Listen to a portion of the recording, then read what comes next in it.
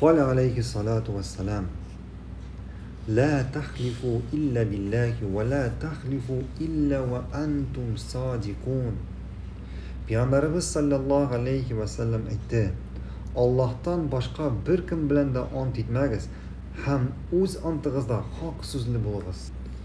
Birinchi, Allohdan boshqa bir kim bilan da ont etmagiz.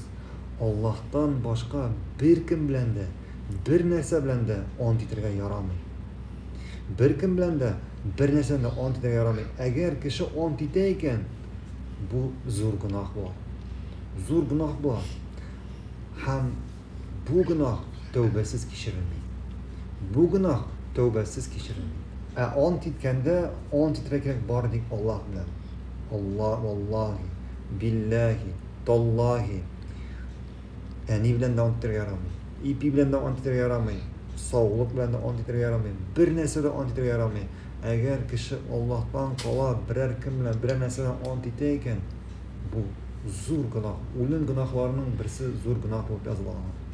Ham shunday Peygamberimiz sallallohu alayhi va sallam aytdi: o'z ontig'izda haq so'zni bo'lg'iz deydi.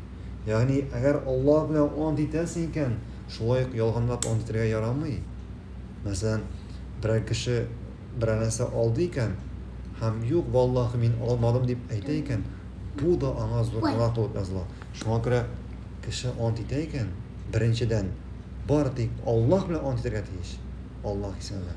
Ham ikkinchisi, endi ont etar ekan, o'zining ontinda haq, durust ont bo'ladi deyish. Durust so'z bo'ladi deyish ontinda. Anladingizmi?